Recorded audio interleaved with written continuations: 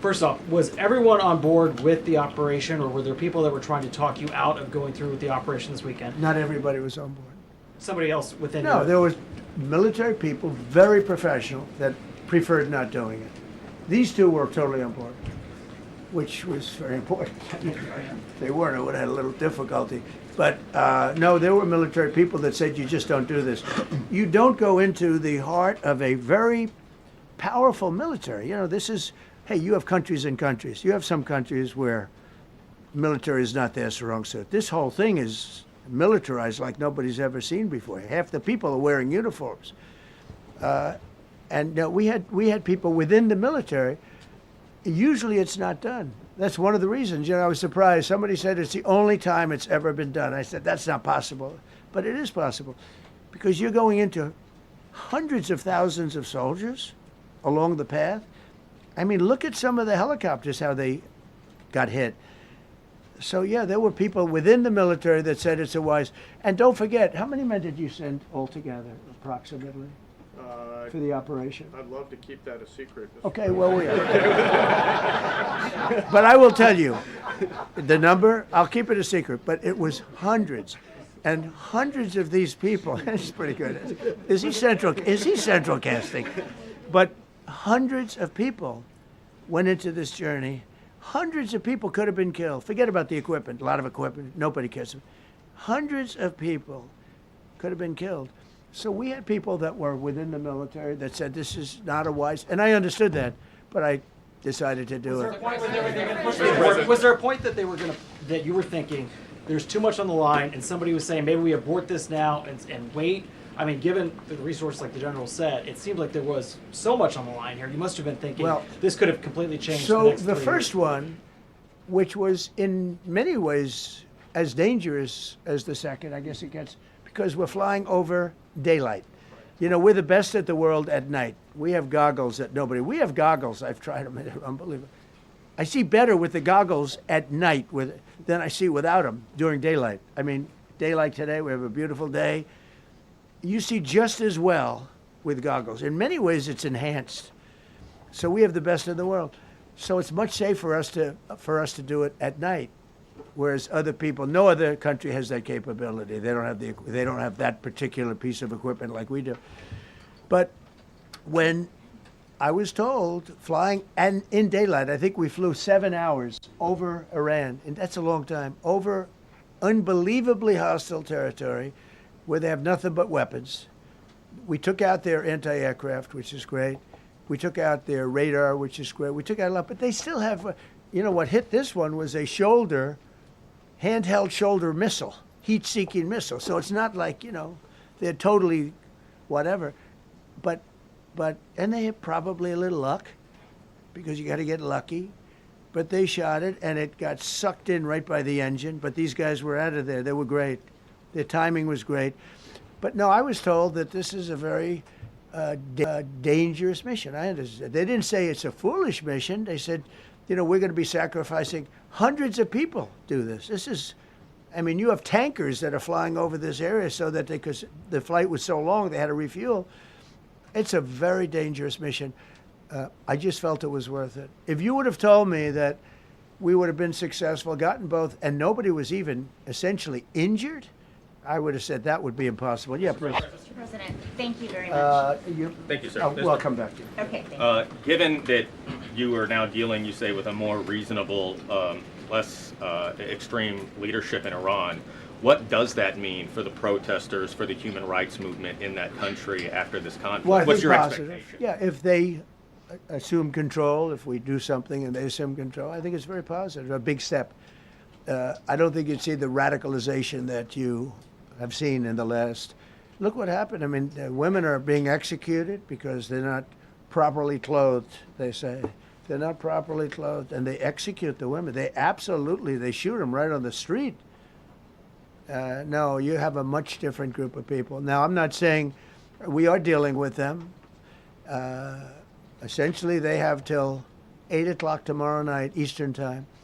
But we are dealing with them. I think it's going well. Mr. Witkoff is here, and JD's involved in the dealing. Mr. Witkoff is sitting right here, and I think it's going fine, but we'll have to see. You have to understand, we've been dealing with these people for 47 years. I'm standing here with a much more powerful Iran as of a month ago, not anymore. Right now, they are decapitated. But I'm standing here a month ago with a much more powerful Iran than it was at any point during 47 years. This should have been handled by 7 presidents, a lot of presidents. And those presidents are saying now, every one of them to their friends, we should have done this a long time ago. So it's not something I like doing. It's very dangerous, and we're getting them at the height of their strength.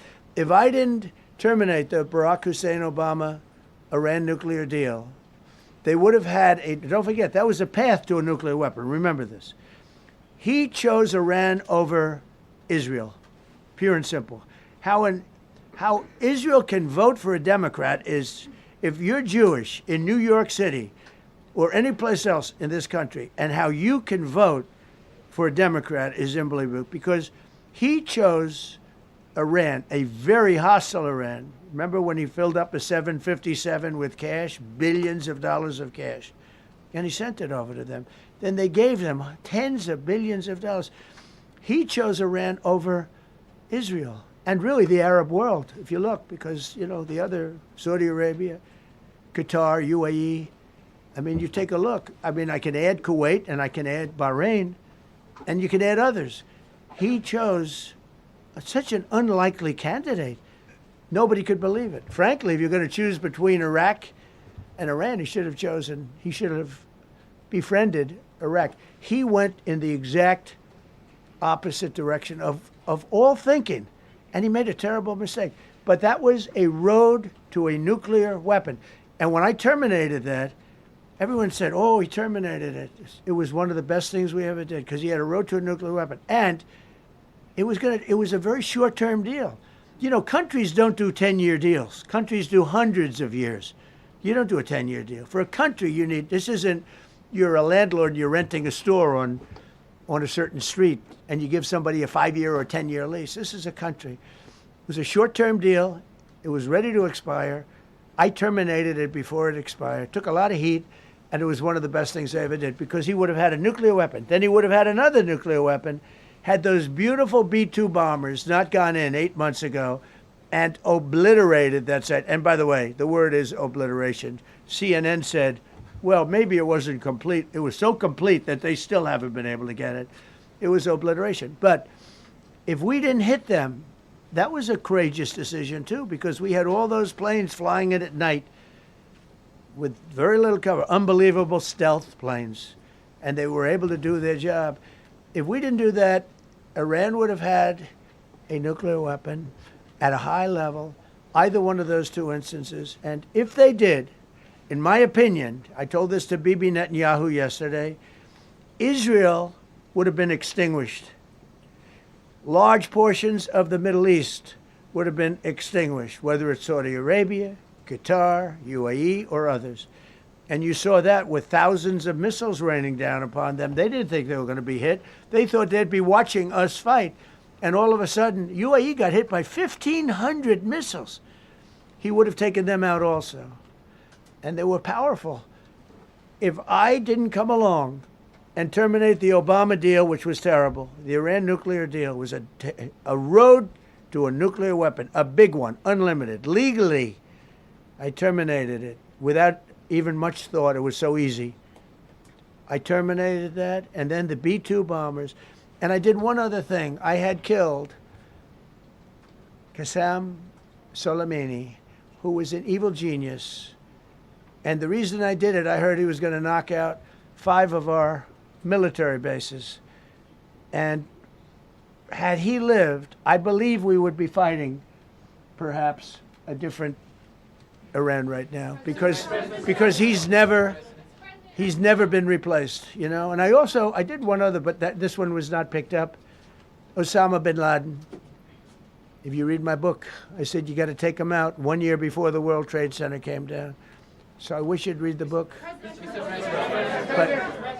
But you, as a president, to be a good president, I believe you have to have good instincts. And a lot of this is instinct. Yeah, please. Thank you so much for taking my question today, Mr. President. Mr. Yeah, go ahead, President, please. last week you suggested that Europe should take the lead on reopening the Strait of Hormuz.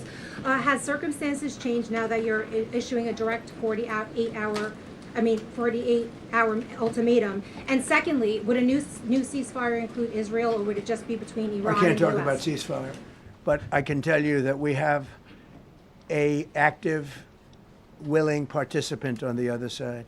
They would like to be able to make a deal. I can't say any more than that because I like to Mr. President, thank you so much. You've listed the goals. Excuse me. Please, go ahead. You've listed Thank the you, Mr. goals. President. Who you with? Happy Who to- you with? My name is Dia Kurd. I'm with the largest Kurdish media outlet, Ruda Media Network. It's based in Iran. Go ahead. Mr. President, you said before that you don't want the Kurdish forces to enter Iran and be harmed. Do you still want them to stay away? Or what role do you expect them to play now? I'd rather have them stay away. And then, I'd rather have them stay away because I think they bring with them some problems and some difficulties. And I don't think they bring death, I mean, you know, to themselves. But I'd rather have them stay away. Go ahead. Thank you, Mr. President, for the question. Deliberate attacks on civilian infrastructure violate the Geneva Conventions and Who you international with? law. Who you with? I'm with the New York Times. Zolan from the New York Times. Are you The failing. Are you concerned? Circulation way down at the New York Times. Are What's you going on with concerned the- that your threat to bomb power plants and bridges amount to No, war not at crimes? all. No, I'm not. I hope I don't have to do it. But again, I just said 47 years they've been negotiating with these people. They're great negotiators. Why would that And act not because violate they're not international going to have a nuclear weapon.